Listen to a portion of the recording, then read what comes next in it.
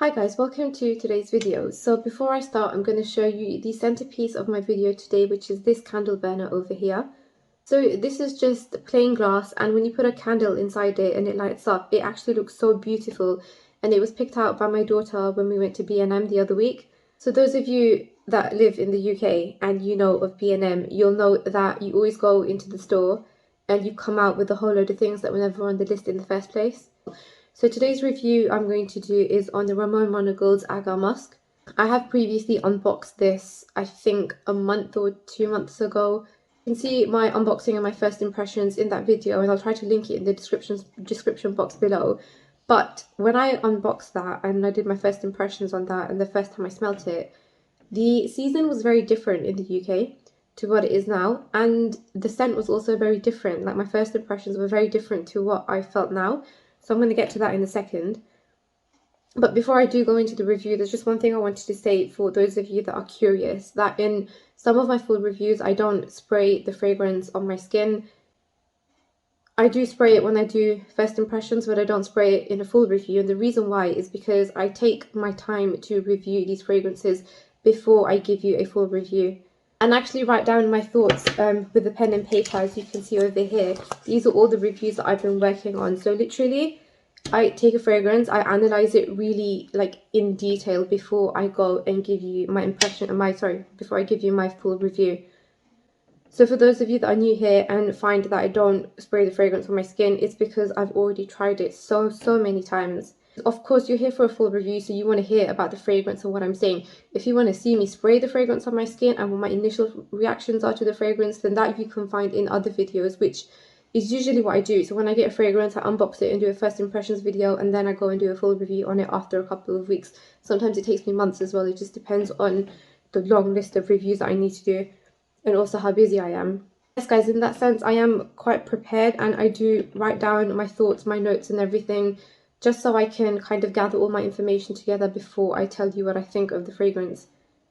So the one I'm going to be reviewing today is Agar Musk by Ramon Monegal. So this fragrance is an amber woody fragrance and was launched in 2009. This is the first fragrance I have tried from this house. And I have seen a lot of reviews from Ramon Monegal on Instagram as well, and some of them sound really nice. And I know that Jovoy and Mayfair actually stock Ramon Monegal fragrances, I think, or was it another boutique in London? I can't remember, but one of them does, and when I go there I'll definitely be exploring more of their fragrances. So when I first tried this in summer, it reminded me of the rainy season in Asia, where you can feel the green nature but also the woody scent of the countryside.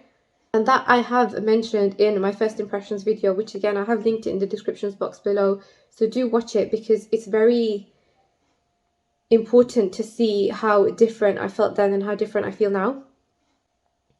So the top notes in this fragrance are nutmeg, cypress and oud. The mid notes are oud, leather and cedarwood, and the base notes are vetiver, amber and white musk. So this time in the winter season, when I first sprayed this, on both skin and a blotter, you feel the nutmeg instantly, which I don't remember sensing before when I did my first impressions in the summer. On my skin though, the nutmeg tones down quite quickly and changes to a woody scent with some greenery. The greenery also isn't as thick or heavy as it was when I tried this in the summer. I think the greenery was less and the woods were more dominant from the initial spray. This isn't like a fresh green scent, it's more like a nature green scent, if that makes sense. 10 minutes later on my skin, I get like a combination of woods, musk with the natural green still lingering. It still reminds me of like open nature, but not the rainy season in Asia, which I specifically referenced in my first impressions. This time actually it felt more like a summer evening camping experience where you're burning wood for fire, but it's not completely night yet. It's almost like the sun is setting. I guess it is kind of similar to what I thought when I first tried it, with the woody effect more dominant, but this time it gave me different vibes. So about 2 to 3 hours later, the scent is still projecting nicely, but changes to like a leather woody scent with the greenness completely gone. So this dry down of leather and woods is quite common in other fragrances, but the reason why this stands out for me is because it's still projecting really nicely at the 3 hour mark. So that's very good for somebody like me. Like other leather woody fragrances, I don't get good projection past like 2 hours. So the scent projects really nicely on my skin for at least 4 hours. After this, it becomes a nice like skin scent, which does lightly project time to time. Although the scent lasted about 10 hours on my skin, which was absolutely amazing, towards the 10-hour mark it does get lighter, but it's still there. So this is an excellent performing fragrance for me, and it matches with my skin chemistry really well as well. I always say everyone's skin chemistry is very different, so whilst this lasted 10 hours on me, it may last longer or less time on you, to be honest. But I definitely recommend you to try this if you like a leather woody dry down with an opening of nutmeg woods and nature green. Remember, in summer this came across slightly different to me, so I will review it again in the summer because I'm definitely interested to see how it's different to what I felt now. And that being said, I'm actually working on another fragrance review as well. I'll tell you the name actually. It's Al Haramain's Amber Nui, not Amber Nui, Oud Nui, no, Oud 36 Nui. Sorry, yes, it's Al Haramain's Oud 36 Nui, and that's another one which I unboxed and did the first impressions in the summer, and I tried it now and I feel completely different about it. So that review is coming next, but trust me, that's definitely one to watch as well. So guys, that is Agar Musk by Ramon, Monegal, and I'll just quickly show you the bottle as well. I have shown you the bottle in my first impressions video and the unboxing and first impressions video, but that's how it is. So the cap doesn't actually come off fully, it opens like a lid, and then you've got the name across the atomizer as well.